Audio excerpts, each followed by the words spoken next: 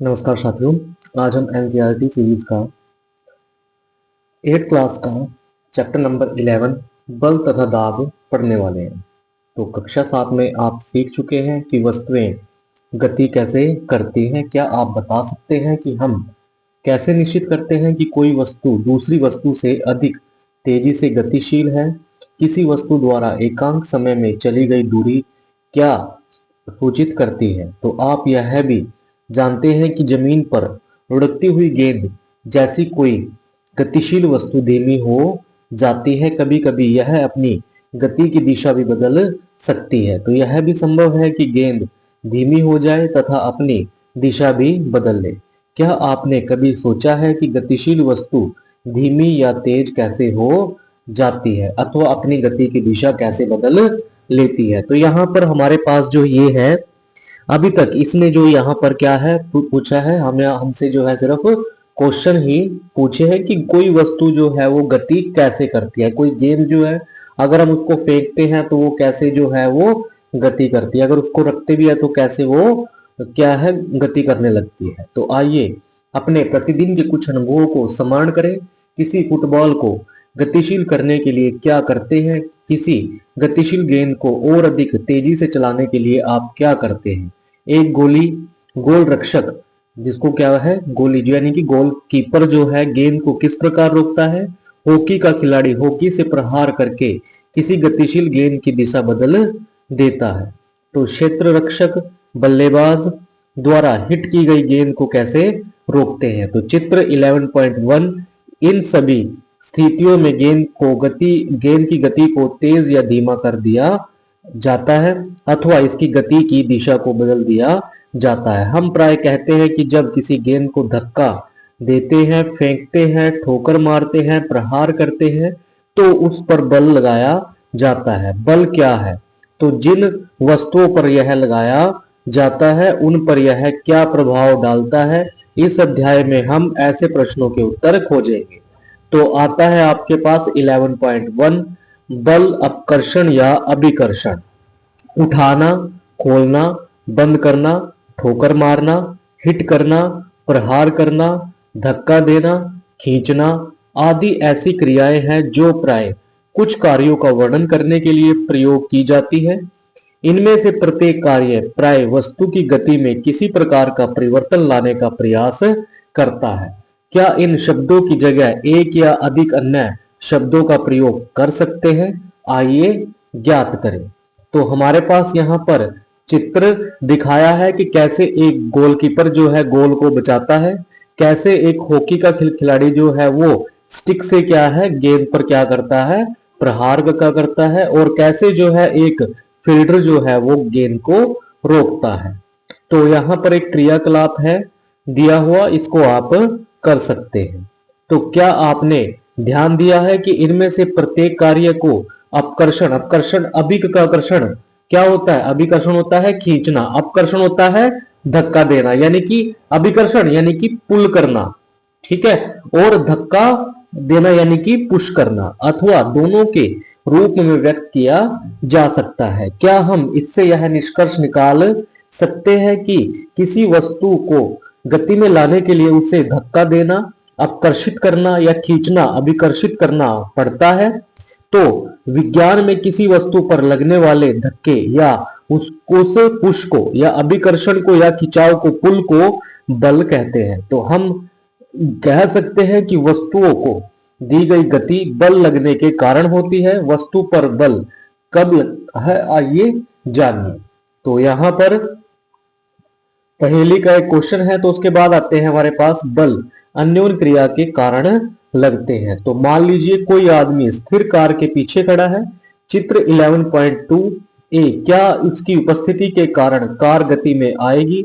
मान लीजिए अब आदमी कार को धक्का लगाना प्रारंभ करता है कि अगर एक व्यक्ति कार के पीछे खड़ा है, वो ऐसे ही खड़ा हुआ है, तो उसकी वजह से उसके खड़े होने से कार जो है वो गति में नहीं आएगी। बट अगर वो उसके ऊपर बल लगाना यानी उसको जो है वो पुश करना जो है वो स्टार्ट करता है, तो जो कार है वो क्या है गति में आना स्टार्ट कर देगी। अर्थात वह उस पर बल लगाता है, कार लगाए गए बल की दिशा में गति प्रारंभ कर सकती है। तो ध्यान दीजिए चित्र 11.3 तीन स्थितियां दर्शाता है जिनमें संभवतः आप परिचित होंगे। क्या आप बता सकते हैं कि इन स्थितियों में कौन खींच रहा है, कौन धक्का दे रहा है? जैसे यहाँ पर क्या है, जो एक आदमी है कार के पीछे, उसको क्या कर रहा है, उसको धक्का देने का प्रयास कर रहा है 11.2 बी में।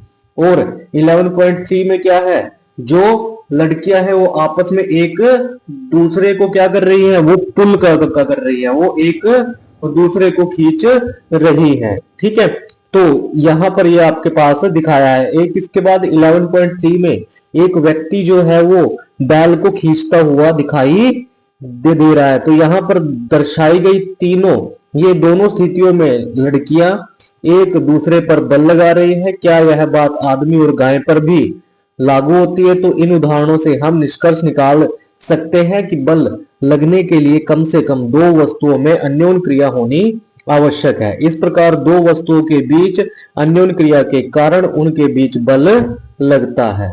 तो बलों की खोजबीन। तो आइए बलों के बारे में कुछ अधिक सीखने का प्रयत्न करते हैं। तो क्रियाकलाप यहां पर दिया है 11.2।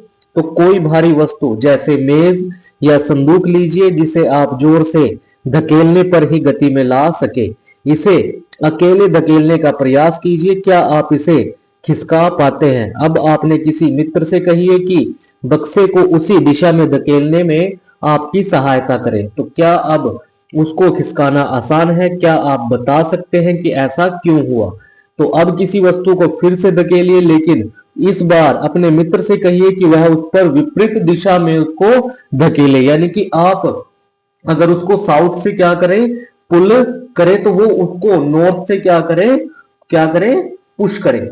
ठीक है, आप भी उसको उधर से करो पुश, वो भी उसको उधर से पुश करे। तो क्या वस्तु जो है वो गतिमान होगी? तो यदि वह गति में आती है तो उसकी गति की दिशा को नोट कीजिए। क्या आप अनुमान लगा सकते हैं कि आप में से कौन अधिक बल लगा रहा है? तो यहां पर आप जो है चित्र ए और बी को देख सकते हैं।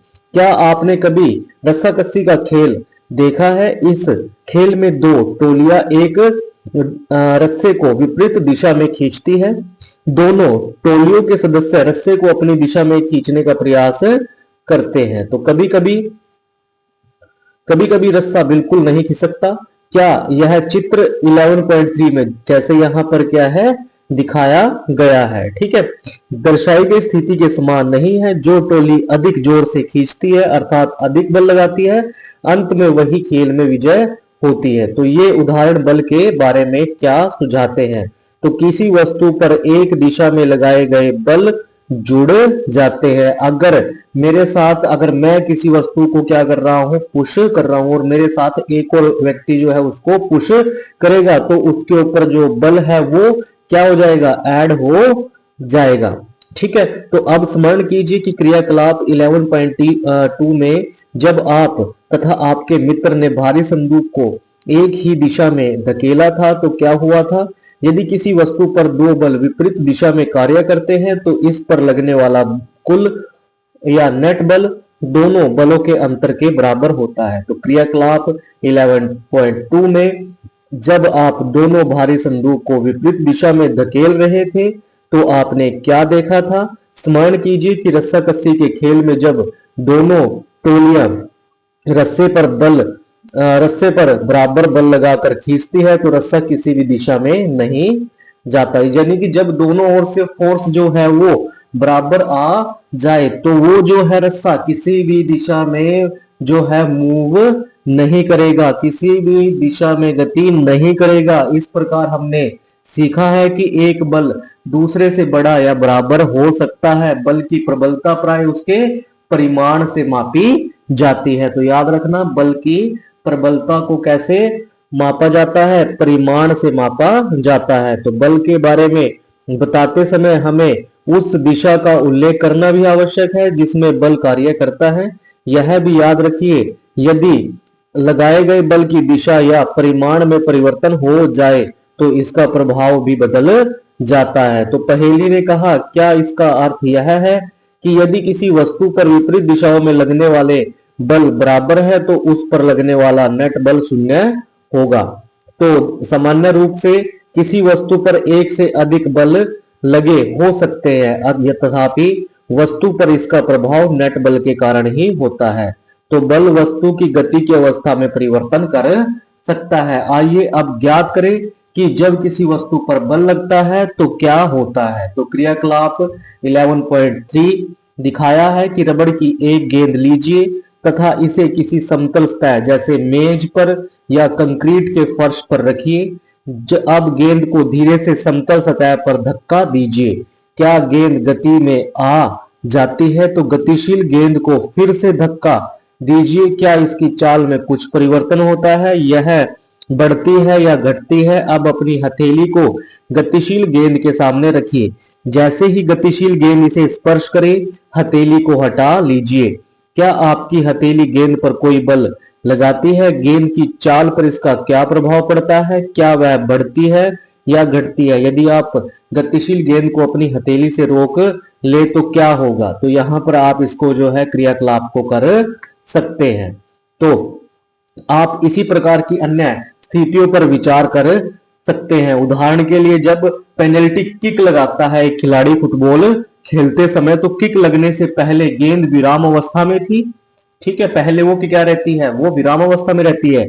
उसके बाद जब उसको एक दम से क्या लगाता है, किक लगाता है, तो गेंद जो है वो गोल की ओर क्या करेगी? गति करना शुरू कर देगी। तो लगाए गए बल ने गेंद को गोल की ओर गति प्रदान की। मान लीजिए गोली गोल बचाने के लिए गेंद पर झपटता है या उछलता है, तो इस क्रिया द्वारा गोली प्रति गतिशील गेंद पर बल लगाने का प्रयत्न करता है। इसके द्वारा लगाए गए बल गेंद को रोक सकता है या विक्षेपित कर सकता है और गोल होने से बचा सकता है। यदि गोली गेंद को रोकने में सफल हो जाता है तो उसकी चाल शून्य हो जाती है। ये प्रेक्षण सुझाते हैं कि किसी वस्तु पर लगाए गए बल द्वारा उसकी चाल बदली जा सकती है। यदि लगाया गया बल गति की दिशा में है तो वस्तु की चाल बढ़ जाती है। यदि बल वस्तु की गति की दिशा के विपरीत दिशा में लगाया जाए तो वस्तु की चाल कम हो जाती है। यदि एक जो है उसको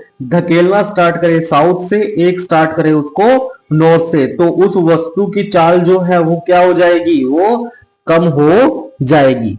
तो बूजो ने कहा, मैंने बच्चों को एक दूसरे से रबड़ के टायर या किसी घेरे को धकेल कर तेज चलाने की होड़ लगाते देखा है।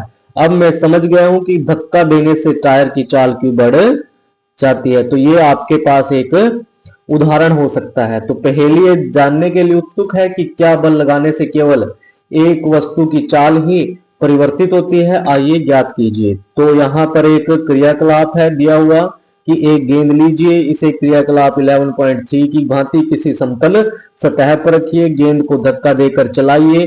अब चित्र में दर्शाए अनुसार इसके रास्ते में एक पैमाना रखिए। ऐसा करने से आप गतिशील गेंद पर एक बल लगाएंगे। क्या पैमाने से टकराने के पश्चात गेंद उसी दिशा में गति करती है? इस क्रियाकलाप को दोहराइए तथा प्रत्येक बार पैमाने को इस प्रकार रखिए कि ये गतिशील गेंद के पथ से पहले ही से भिन्न कोण बनाए। तो प्रत्येक स्थिति से पैमाने से टकराने के पश्चात गेंद की गति की दिशा के बारे में अपने प्रेक्षणों को नोट कीजिए। तो ये आप क्रियाकलाप कर सकते हैं। ठीक है, तो अब कुछ और उदाहरणों पर विचार करते हैं।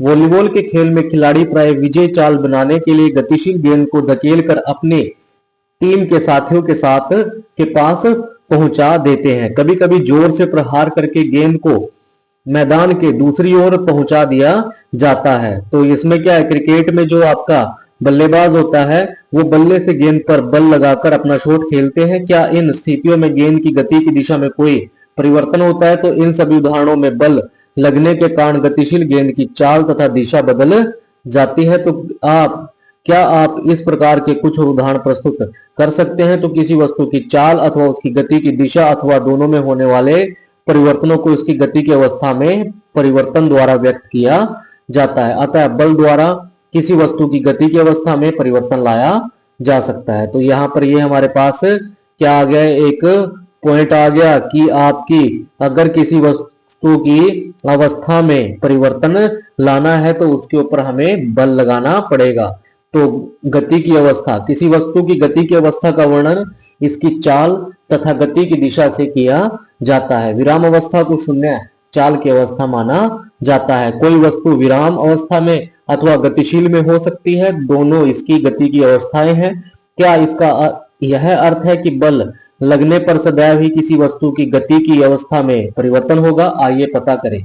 तो यह हमारा अनुभव है कि अनेक बार बल लगाने पर भी वस्तु की गति की अवस्था में परिवर्तन नहीं होता। जैसे कोई भारी सामान है, ठीक है, अगर हम एक दीवार को जो है वो धक्का देने की कोशिश करें तो बल तो हम उसके ऊपर लगा रहे हैं, क्या उसकी वजह से उसमें उसकी गति, उसके अंदर कोई गति आ रही है?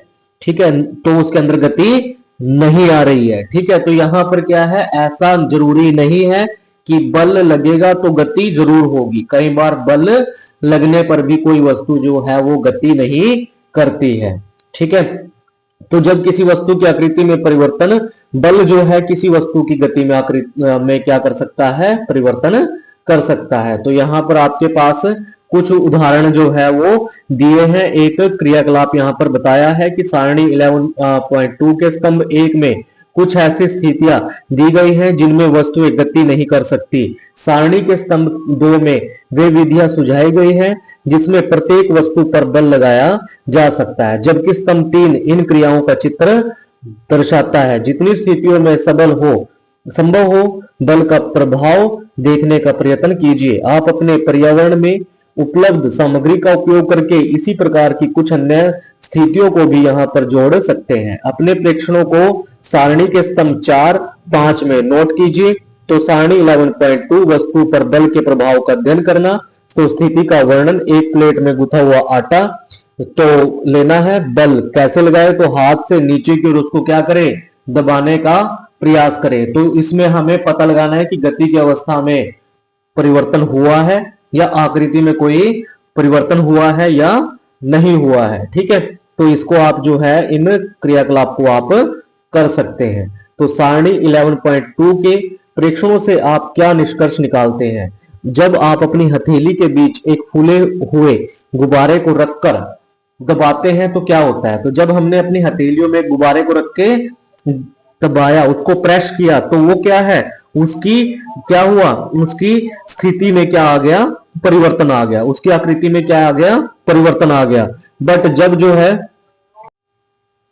ठीक है, तो जब गुथे आटे की लोई को बेलकर चपाती बनाते हैं तो उसकी आकृति पर क्या प्रभाव पड़ता है? तो उसकी आकृति भी क्या हो जाती है, बदल जाती है। तो इन सभी उदाहरणों से आपने देखा है कि किसी वस्तु पर बल लगाने से उसकी आकृति में परिवर्तन हो सकता है। उपरोक्त सभी क्रियाकलाप कर लेने के पश्चात अब आप समझ गए होंगे कि बल किसी वस्तु को विराम अवस्था से गति में ला सकता है, तो गतिशील वस्तु की चाल में परिवर्तन कर सकता है और गतिशील वस्तु की दिशा में परिवर्तन कर सकता है। तो ये सब जो है बल की वजह से होता है। तो बल की आकृति में, वस्तु की आकृति में क्या कर देगा, बल परिवर्तन ला देगा। इनमें से कुछ अथवा सभी प्रभाव को उत्पन्न कर सकता है। तो यह स्मरण रखना आवश्यक है कि यद्यपि बल इनमें से एक या अधिक प्रभाव को उत्पन्न कर सकता है, तथापि इनमें से कोई भी प्रभाव बगैर बल लगाए उत्पन्न नहीं हो सकता।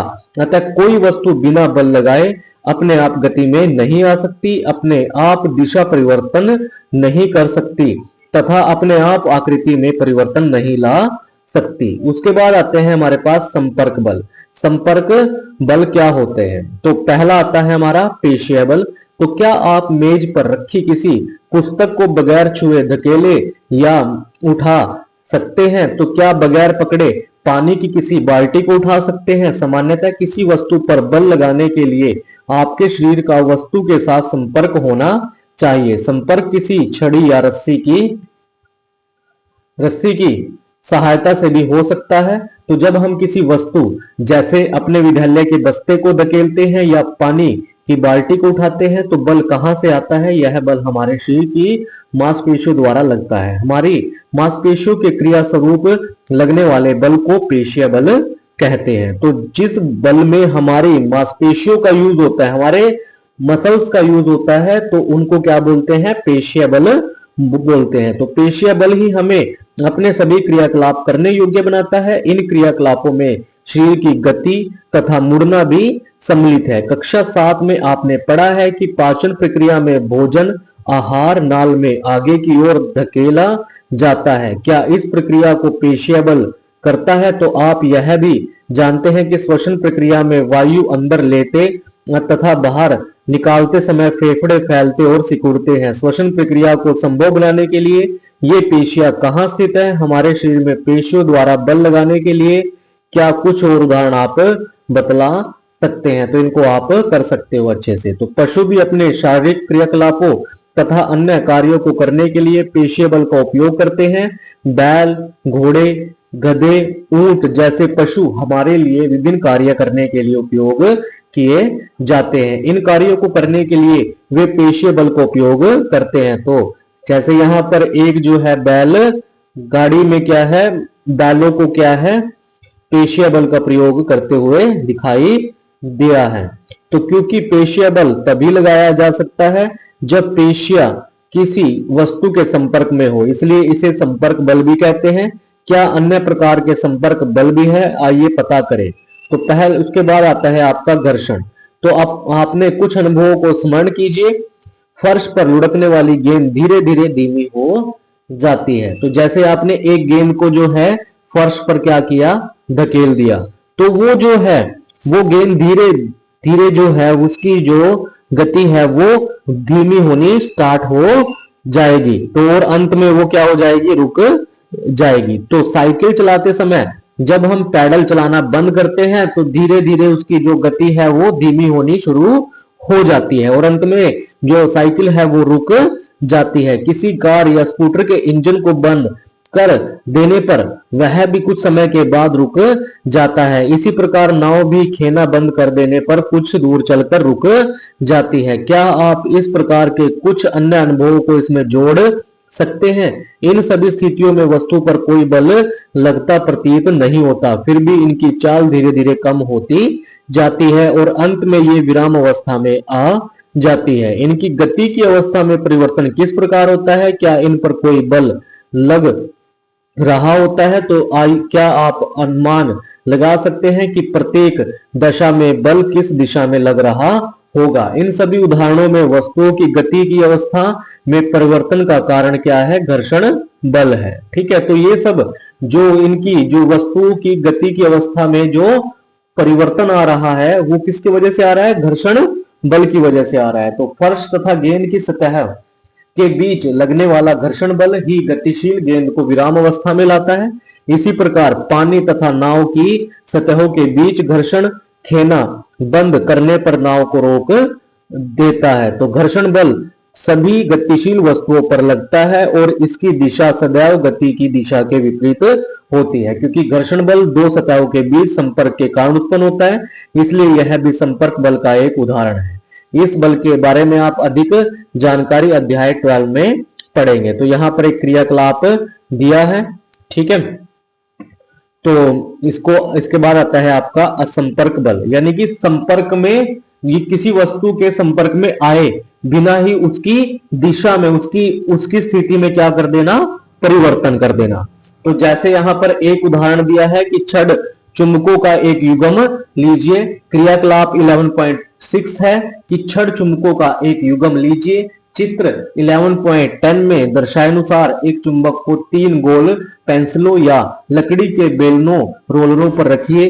अब दूसरे चुंबक के एक सिरे को बेलनों पर रखे चुंबक के सिरे के समीप लाइए। ध्यान रखिए कि दोनों चुंबक एक दूसरे को स्पर्श न करें। देखिए क्या होता है। अब चुंबक के दूसरे सिरे को बेलने पर रखे चुंबक के उसी सिरे के समीप लाइए। चित्र 11.10 प्रत्येक बार नोट कीजिए कि क्या होता है जब दूसरे चुंबक के बेलनों पर रखे चुंबक के समीप लाया जाता है। तो यहां पर आप एक चुंबक को दूसरे चुंबक के संपर्क में लाकर इस क्रियाकलाप को कर सकते हैं कि कब वो एक दूसरे को क्या कर रहे हैं, अट्रैक्ट कर रहे हैं, और कब एक दूसरे को एक्सट्रैक्ट कर रहे हैं, कब वो आकर्षित कर रहे हैं और कब वो प्रतिकर्षित कर रहे हैं।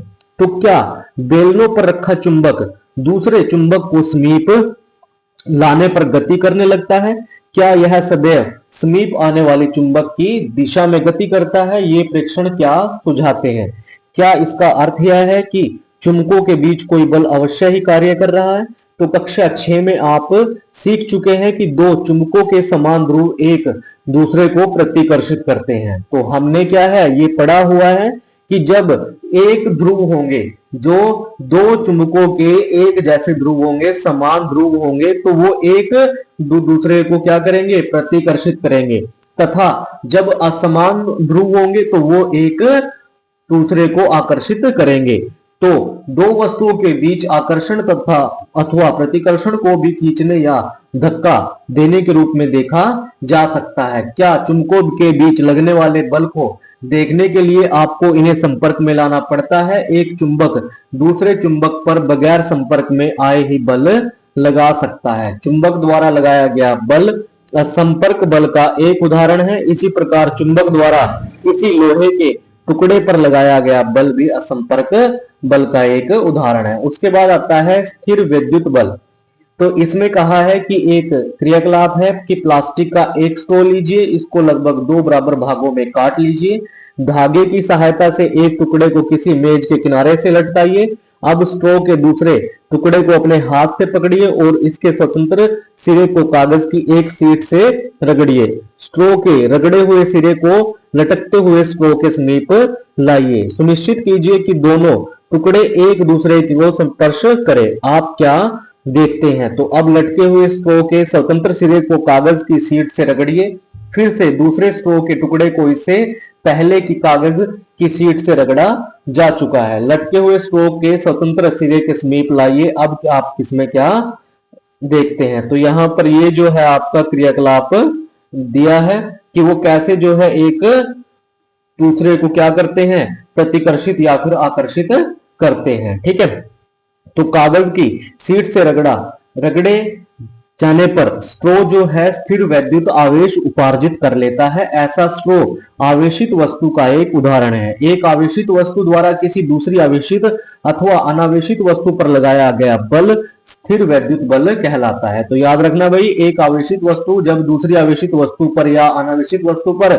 जो बल लगाती है उसको क्या बोलते हैं, उसको स्थिर वैद्युत बल कहते हैं। तो वस्तुओं के संपर्क में न होने पर भी यह बल कार्य करता है, इसलिए स्थिर विद्युत बल असंपर्क बल का एक अन्य उदाहरण है। ठीक है, तो यहां पर क्या है, ये संपर्क में आए बिना ही क्या करता है, बल लगाता है। तो इसलिए स्थिर विद्युत बल जो है वो भी एक असंपर्क बल का उदाहरण है। उसके बाद है गुरुत्वाकर्षण बल। तो आप जानते हैं कि यदि कोई सिक्का या पेन आपके हाथ से छूट जाए तो यह धरती की ओर गिरता है। पेड़ से अलग होने के पश्चात पत्तियां या फल भी धरती की ओर गिरते हैं। क्या कभी आपने सोचा है कि ऐसा क्यों होता है? जब सिक्का आपके हाथ में पकड़ा हुआ है तो वह विराम अवस्था में है। जैसे ही आप उसको अपने हाथ से छोड़ते हैं तो वो नीचे की ओर गिरने लगता है। ऐसा क्यों है? वो सिक्का जो है ऊपर की ओर उड़ना क्यों जो है स्टार्ट नहीं करता। तो इससे स्पष्ट है कि सिक्के की गति की अवस्था में परिवर्तन होता है। क्या आप इस पर बिना बल लगे ऐसा हो सकता है? यह बल कौन सा है? तो जो ये वस्तु है वो धरती की ओर क्यों आ रही है? तो वस्तुएं धरती की ओर इसलिए गिरती हैं क्योंकि उन्हें अपनी ओर वो क्या करती है, उनको अपनी ओर आकर्षित करती है। और इस बल को क्या बोलते हैं? इस बल को गुरुत्व बल या फिर केवल गुरुत्व कहते हैं। तो यह एक आकर्षण बल है। गुरुत्व बल प्रत्येक वस्तु पर लगता है। तो याद रखना भाई, गुरुत्व बल जो होता है वो क्या होता है, एक आकर्षण बल होता है और ये प्रत्येक वस्तु के ऊपर लगता है। तो गुरुत्व बल हम सभी पर हर समय बगैर हमारी जानकारी के लगता रहता है। जैसे ही हम कोई नल खोलते हैं तो पानी धरती की ओर बहने लगता है। तो गुरुत्व बल के कारण ही नदियों में पानी नीचे की ओर बहता है। तो गुरुत्व केवल पृथ्वी का ही गुण नहीं है, वास्तव में विश्व में सभी वस्तुएं चाहे वो छोटी हैं बड़ी हैं एक दूसरे के ऊपर बल लगाती है। वो क्या है? गुरुत्वाकर्षण बल कहलाता है। दाब। आपने कक्षा 7 में पढ़ा है कि तूफान या चक्रवात के समय प्रबल पवन की छतों को भी उड़ा ले जाती है। आपने सीखा है कि पवन तथा चक्रवात वायु दाब के अंतर के कारण बनते हैं। क्या दाब तथा बल में कोई संबंध है? आइए पता लगाइए। किसी लकड़ी के तख्ते में एक कील को उसके शीर्ष से ठोकने का प्रयत्न कीजिए। क्या आप सफल हो पाते हैं? तो अब कील को नुकीले से सिरे से ठोकने का प्रयत्न कीजिए, क्या आप इस बार उसे ठोक पाते हैं? तो यहाँ पर इसने कहा है कि सब्जियों को किसी कुंठित या ब्लंट चाकू या उसके बाद एक तीखे चाकू से काटने का प्रयास कीजिए, किसमें आसानी है? क्या आपको ऐसा लगता है कि जिस क्षेत्रफल पर बर लगाया जाता है, उदाहरण के लिए कील के नुकीले सिरे पर, वह इन कार्यों को आसानी से बनाने में एक भूमिका निभाता है, तो किसी पृष्ठ के प्रति एकांक क्षेत्रफल पर लगने वाले बल को दाब कहते हैं। तो दाब जो है वो क्या होता है आपका? बल डिवाइड बाय क्षेत्रफल जिस पर वो लगाया जाता है। तो यहाँ पर हम केवल उन बलों पर विचार करते हैं जो उस पृष्ठ के लंबवत है जिस पर दाब ज्ञात करना है। तो पहेली ने कहा, अब मेरी समझ में आया है कि कूलियों को जब भारी बोझ उठाना होता है तो वे अपने सिर पर एक कपड़े को गोल लपेट कर क्यों रखते हैं? तो इस प्रकार वे अपने शरीर के बोझ के संपर्क के क्या है, क्षेत्रफल को क्या कर देते हैं, वो उसको बढ़ा देते हैं। अतः उनके शरीर पर लगने वाला जो दाब है वो क्या हो जाता है, कम हो जाता है, और वे अपने बोझ को आसानी से उठा सकते हैं। ठीक है, तो ध्यान दीजिए कि उपरोक्त व्यंजक में क्षेत्रफल हर में है, इसलिए यदि बल बराबर है हो तो पृष्ठ का क्षेत्रफल जितना कम होगा उस पर दाब उतना ही अधिक होगा। तो कील के नुकीले सिरे का क्षेत्रफल उसके शीर्ष की अपेक्षा बहुत कम है, इसलिए वही बल कील के नुकीले सिरे को लकड़ी के तख्ते में ठोकने के लिए पर्याप्त दाब उत्पन्न कर देता है। क्या अब आप बता सकते हैं कि कंधे पर लटकाने वाले थैलों में चौड़ी पट्टी क्यों लगाई जाती है, इन थैलों में बारीक पट्टी क्यों नहीं लगाई जाती, और काटने तथा सुराख करने वाले औजारों के किनारे सदैव तीक्ष्ण या तीखे क्यों होते हैं? तो क्या द्रव तथा गैसों द्वारा भी दाब लगता है? क्या यह भी उस क्षेत्रफल निर्भर करता है जिस पर बल कार्य करता है? तो आइए ज्ञात करते हैं। तो द्रवों तथा गैसों द्वारा लगाया गया दाब। तो एक क्रियाकलाप यहाँ पर दिया है 11.8, पारदर्शी कांच की एक नली अथवा प्लास्टिक का पाइप लीजिए। पाइप नली की लंबाई लगभग 25 सेंटीमीटर तथा इसका व्यास लगभग 5 से 7.5 सेंटीमीटर लेना होगा। ठीक है, एक अच्छी पतली रबड़ की सीट भी लीजिए। आप गुब्बारे की रबड़ का प्रयोग कर सकते हैं। पाइप के एक सिरे पर रबड़ की सीट को तान कर बांध दीजिए। पाइप को ऊर्ध्वाधर स्थिति में रखते हुए बीच में से पकड़िए। अपने किसी मित्र से पाइप में कुछ पानी उड़ेलने के लिए कहिए। क्या रबड़ की सीट बाहर की ओर फूल जाती है? पाइप में पानी के स्तंभों की ऊंचाई भी नोट कीजिए। पाइप में कुछ पानी और उड़ेलिए। रबड़ शीट के फुलाव तथा पाइप में पानी के स्तंभ की ऊंचाई को पुनः नोट कीजिए। इस प्रक्रिया को कुछ बार दोहराइए। क्या आप रबड़ शीट के फुलाव तथा पाइप में पानी के स्तंभ की ऊंचाई में कुछ संबंध देख पाते हैं? तो ये आप क्रियाकलाप जो है वो कर सकते हैं। ठीक है, उसके बाद यहाँ उसने कहा है कि क्या नहीं बल्कि पार्श्वों में दीवार में लगाया गया है। क्या आप इस स्थिति में रबड़ शीट का फूलना यह दिखाता है कि पानी बर्तन की दीवार पर भी अधिक दाब डालता है और अधिक छानबीन करिए। ठीक है, तो यहाँ पर इसने कहा है कि क्रियाकलाप 11.10, एक प्लास्टिक की एक खाली बोतल तथा एक बेलनाकार बर्तन लीजिए। आप खाली डिब्बा या प्लास्टिक की बोतल का उपयोग कर सकते हैं। बोतल के पैंदे के पास चारों दिशाओं में 4 सुराख कीजिए। ध्यान दीजिए कि सुराख पैंदे से समान ऊंचाई पर हो। अब बोतल को पानी से भरिए। आप क्या देखते हैं? क्या सुराखों से निकलता पानी बोतल से बराबर की दूरी पर गिरता है? यह क्या दर्शाता है? क्या अब आप कह सकते हैं कि द्रव बर्तन की दीवारों पर दाब डालता है? ठीक है, क्या गैसें भी दाब डालती है? इसके लिए हमारे पास है कि क्या वे भी जिस बर्तन में रख जाती हैं उसकी दीवारों पर दाब डालती हैं। तो आइए ज्ञात करें। तो अब आप किसी गुब्बारे को फुलाते हैं तो उसके मुंह को क्यों बंद करना पड़ता है? यदि किसी फुलाए हुए गुब्बारे के मुंह को खोल दे तो क्या होता है? तो मान लीजिए कि आपके पास एक ऐसा गुब्बारा है जिसमें सुराख है। क्या आप उसे फुला पाएंगे? यदि नहीं तो क्यों? क्या हम कह सकते हैं कि वायु प्रत्येक दिशा में दाब डालती है?